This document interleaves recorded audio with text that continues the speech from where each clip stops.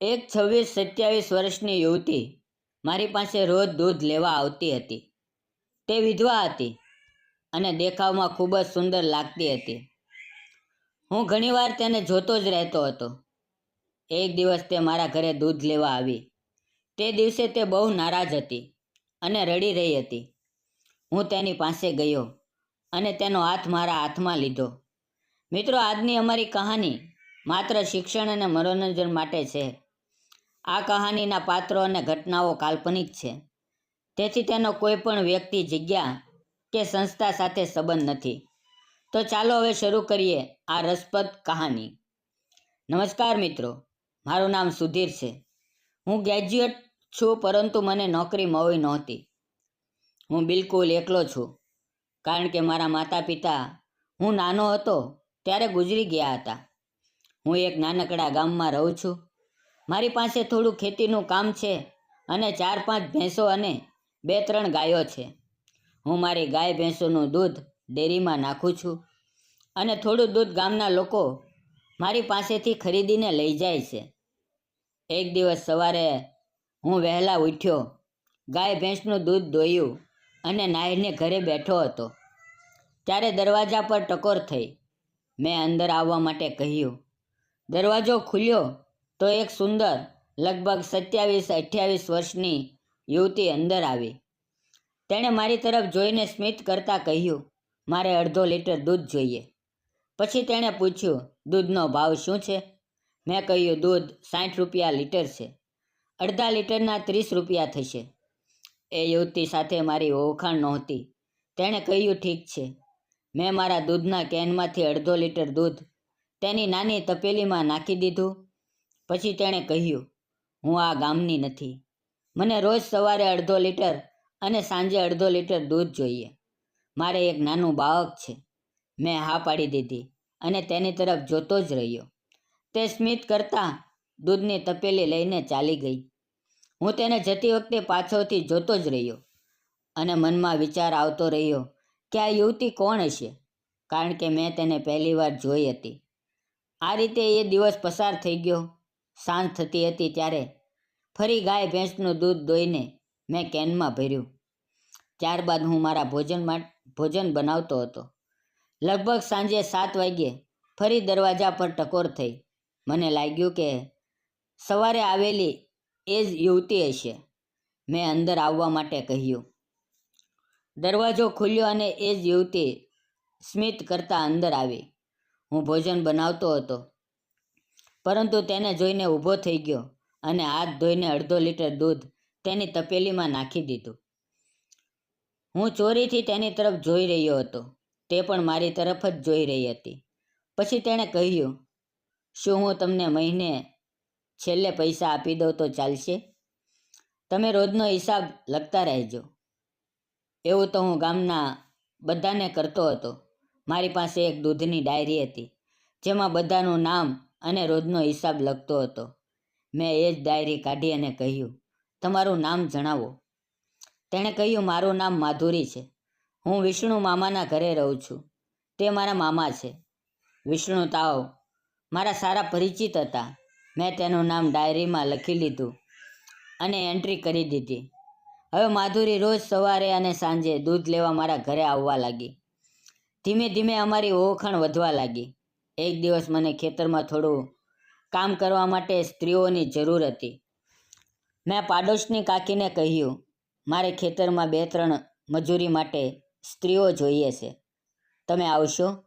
કાકીએ હા પાડી. મેં કહ્યું, તમારી ઓળખાણમાં કોઈ બીજી સ્ત્રી હોય તો તેને પણ લાવજો. બીજા દિવસે હું ખેતર ગયો. લગભગ 9:30 વાગ્યે 3 સ્ત્રીઓ આવતી દેખાઈ. તેમાં મારા ઓળખાણની કાકી હતી, એક ગામની બીજી સ્ત્રી અને ત્રીજી એ જ માધુરી હતી, જે રોજ દૂધ લેવા આવતી હતી. ખેતરમાં આવતા જ તેણે મારી તરફ જોઈને હળવું સ્મિત આપ્યું અને મેં પણ સ્મિત કરીને જવાબ આપ્યો.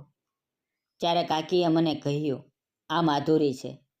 આ વિષ્ણુ તાવજીના ઘરે રહે છે અને વિધવા છે.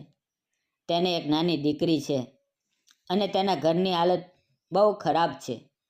તેના સાસરિયામાંથી તેને પોતાના સાથે રાખતા નથી. તેથી આ તેના મામા પાસે આવી છે. આ સાંભળીને મને બહુ દુઃખ થયું. થોડા સમય પછી બધી સ્ત્રીઓ ખેતરમાં મકાઈમાંથી ઘાસ કાઢવા લાગી. ધીમે ધીમે બપોર થઈ ગઈ અને બધા ભોજન કરવા માટે બેઠા. ખેતરના કિનારે એક મોટું લીમડીનું ઝાડ હતું. તેની છાંયડી નીચે બધા જમવા બેઠા. મેં પણ ત્યાં જઈને બેઠક કરી. બધાએ પોતપોતાના ડબ્બા કાઢ્યા અને એકબીજા સાથે રોટલી શાક વહેંચ્યા. ભોજન દરમિયાન મારી અને માધુરીની નજરો ઘણી વાર મળી રહી હતી. તે વારંવાર મારી તરફ જોઈને શરમાઈ રહી હતી. આ રીતે સતત 3 દિવસ થઈ ગયા અને માધુરી રોજ ખેતરમાં કામ કરવા આવવા લાગી. હવે મારી અને માધુરીની સારી ઓળખાણ થઈ ગઈ હતી. એક દિવસ બપોરે કાકીએ માધુરી અને એક બીજી સ્ત્રી ખેતરમાં કામ કરી રહી હતી. તેમની પાસે રાખેલી કલસીનું પાણી પૂરું થઈ ગયું હતું. ત્યારે કોઈએ માધુરીને કહ્યું, સુધીર કૂવાની પાસે છે, તેની પાસેથી એક કલસી પાણી લઈ આવ. માધુરી થોડી સંકોચમાં પડી, પરંતુ તેણે કલસી હાથમાં લીધી અને કૂવા તરફ ચાલી આવી. હું ત્યાં પહેલેથી જ હતો. તે મારી પાસે આવી અને બોલી, કાકીએ એક કલસી પાણી માંગ્યું છે. મેં તેની તરફ જોઈને સ્મિત આપ્યું તો તેણે પણ સ્મિત આપ્યું. મેં તેના હાથમાંથી કલસી લઈ તેમાં દોરી બાંધીને કૂવામાંથી પાણી ખેંચવા લાગ્યો. મને પણ બહુ તરસ લાગી હતી, તો મેં માધુરીને કહ્યું, માધુરી, જરા મારા હાથ પર પાણી નાખીશ, મારે પાણી પીવું છે. તેણે કંઈ બોલ્યા વગર મારા હાથ પર પાણી નાખવાનું શરૂ કર્યું. તે ઝૂકી રહી હતી અને હું પણ ઝૂકીને પાણી પીતો હતો. અમારી નજરો મળી રહી હતી. માધુરી શરમાઈ રહી હતી અને હું તેની આંખોમાં જોઈ રહ્યો હતો. પાણી પીધા પછી મેં બાકીનું પાણી જમીન પર ઢોળી દીધું. ત્યાર પછી મેં ફરી કૂવામાંથી એક કલસી પાણી ખેંચ્યું અને એ ભરેલી કલસી તેના માથે મૂકી દીધી. એ સમયે ફરી અમારી નજરો મળી. માધુરી ખૂબ સુંદર લાગી રહી હતી. આ રીતે 3 દિવસ પછી મકાઈના ખેતરનું કામ પૂરું થઈ ગયું. તેમ છતાં માધુરી રોજ સવારે અને સાંજે દૂધ લેવા આવતી જ હતી. એક રવિવારે જ્યારે તે દૂધ લેવા આવી ત્યારે મારે સ્ત્રીઓને મજૂરી આપવાની હતી. માધુરીએ કહ્યું, મારી મજૂરી ન આપશો, હું તો રોજ દૂધ લેવો છું, તેમાંથી કાપી લેજો. તેણે ખેતરમાં 3 દિવસ કામ કર્યું હતું. 300 રૂપિયાના હિસાબે 900 રૂપિયા થતા હતા. મેં તેના હાથમાં પૈસા આપ્યા અને કહ્યું, દૂધનો હિસાબ પછી કરી લેશું, પરંતુ આ તારી મહેનતની કમાણી છે, તેને રાખી લે. તારા ઘરની હાલત સારી નથી, એટલે પૈસા રોકવા યોગ્ય નથી. આ સાંભળીને માધુરી ખુશ થઈ ગઈ અને તેની આંખોમાં આંસુ આવી ગયા.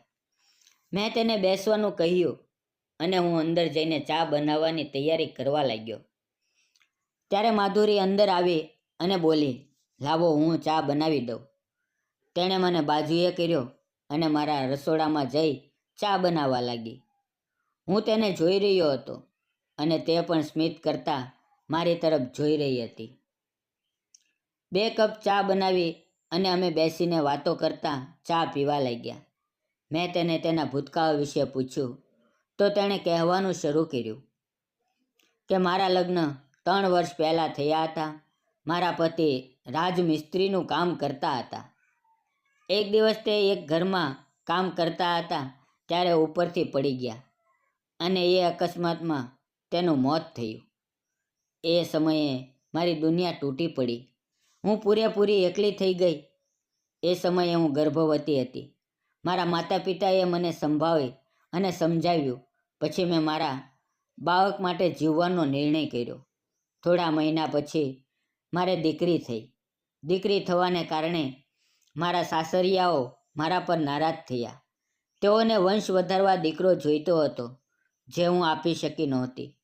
તેથી તેણે મને ઘરમાંથી કાઢી મૂકી. મારા માયકા પણ ગરીબ હતા, તો મારા મામા મને અને મારી દીકરીને પોતાના ઘરે લઈ આવ્યા અને હું એમના ઘરે રહી કામ કરીને જીવન જીવું છું.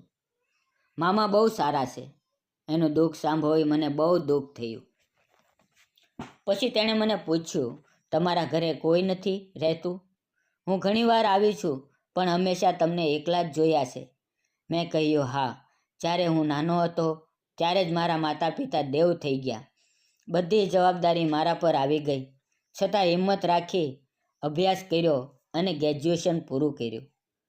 નોકરી સારી ન મળી તો ખેતી અને ગાય ભેંસનું કામ સંભાળ્યું.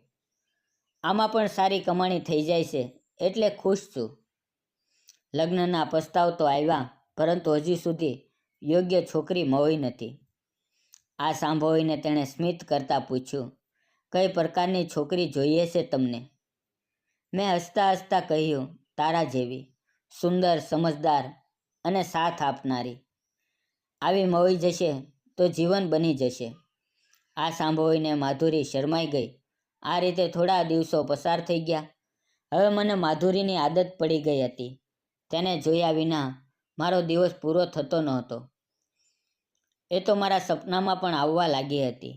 એક દિવસ જ્યારે તે દૂધ લેવા આવી ત્યારે તેનો ચહેરો પણ સ્પષ્ટ ઉદાસી હતી. તે ખૂબ નારાજ અને વ્યાકુળ લાગી રહી હતી. મેં ધીમેથી પૂછ્યું, આજે શું થયું? તું બહુ ઉદાસ લાગા છો. ત્યારે તેણે કહ્યું, કંઈ નહીં, પણ તેની આંખોમાંથી આંસુ વહી રહ્યા હતા. મેં આગ્રહપૂર્વક કહ્યું, સાચું કહેજે, શું થયું છે? ત્યારે રડતા રડતા માધુરી બોલી, હું મારા મામાજીના ઘરે રહું છું. મામાજીનો એક મોટો દીકરો છે. તેના લગ્ન થઈ ગયા છે. તેની પાસે પત્ની હોવા છતાં તે મારી પર ખરાબ નજર રાખે છે. આજે તો તેણે મારી પર જબરદસ્તી કરવાનો પ્રયત્ન કર્યો. હું કંઈક રીતે તેની પકડમાંથી છૂટી ગઈ. પછી મામાજીએ તેને ઘણું દાટ્યો, પરંતુ તે મામાજીની પણ વાત નથી સાંભળતો. હવે શું કરું, ક્યાં જાઉં, એ સમજાતું નથી. આ સાંભળી મારું દિલ તૂટી ગયું. મારું મન પહેલેથી જ માધુરી તરફ ખેંચાતું હતું અને હવે ગુસ્સેથી ભરાઈ ગયું. મેં તેનો હાથ મારા હાથમાં લીધો. તે મારી તરફ જોઈ રહી હતી. મેં કહ્યું, માધુરી, મારે તને એક વાત કહેવી છે. તેણે માથું હલાવીને કહ્યું, કહો. મેં હિંમત કરીને કહ્યું, માધુરી, હું તારા સાચા પ્રેમમાં પડી ગયો છું. તું બહુ સુંદર છે, પરંતુ ફક્ત સુંદર જ નહીં, તારો સ્વભાવ પણ અદ્ભુત છે. હું દિલથી તને પ્રેમ કરું છું અને એ કારણે હું તારી સાથે લગ્ન કરવા માંગુ છું. હું તને જ નહીં, તારી નાની દીકરીને પણ દિલથી સ્વીકારવા તૈયાર છું. આ સાંભળી માધુરીની આંખોમાં આંસુ આવી ગયા, પરંતુ આ વખતે તેના ચહેરા પર ખુશી પણ હતી. થોડા દિવસ પછી હું તેના મામાજી પાસે ગયો અને સ્પષ્ટ કહી દીધું, મને માધુરી ગમે છે. હું તેને દિલથી પ્રેમ કરું છું. હું તેને અને તેની દીકરીને પરિવાર માનવા તૈયાર છું. આ સાંભળી મામાજીના ચહેરા પર રાહત અને ખુશી દેખાઈ. તેમને લાગ્યું કે હવે માધુરી તેમના દીકરાની ખરાબ નજરથી બચી જશે. થોડા જ સમયમાં મારા અને માધુરીના લગ્ન ખૂબ સરળ રીતે થઈ ગયા. આજે હું, માધુરી અને અમારી દીકરી, અમે ત્રણેય મળીને એક ખુશાલ અને શાંતિપૂર્ણ પરિવાર રીતે જીવીએ છીએ. મિત્રો, મેં માધુરી સાથે લગ્ન કર્યા અને તેનું અને તેની દીકરીનું જીવન સુધારવાનું નક્કી કર્યું. હવે તમે કહો, શું મેં સાચું કર્યું કે ખોટું? તમારો પ્રતિભાવ જરૂર આપજો, કારણ કે સાચો પ્રેમ અને ઇન્સાનિયત ક્યારેય જાત, ધર્મ, પરિસ્થિતિ કે ભૂતકાળને નથી જોતા. જો કોઈને સમજવાનો અને સહારો આપનાર સાથી મળી જાય તો તેનું જીવન ફરીથી ફૂલોની જેમ ખીલી શકે છે. સમાજ ભલે કેટલોય કઠોર હોય, પરંતુ એક ઇન્સાનિયત ભરેલી નજર કોઈનું આખું જીવન બદલી શકે છે. ફક્ત એક સાચો નિર્ણય કોઈનું જીવન બગાડવાને બદલે સુખમય બનાવી શકે છે.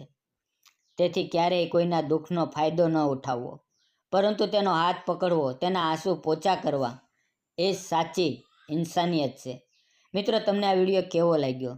જો ગમ્યો હોય તો લાઈક, શેર અને ચેનલને સબસ્ક્રાઈબ કરવાનું ભૂલશો નહીં. ફરી મળશું આવતીકાલે એક નવી વાર્તાની અંદર. ત્યાં સુધી આવજો. વિડીયો પૂરો જોવા બદલ આપ સૌ ગુજરાતી મિત્રોનો હું દિલથી ધન્યવાદ માનું છું. ધન્યવાદ મિત્રો. ફરી વાર આવતીકાલે વિડીયો જોવાનું ચૂકશો નહીં. આવજો.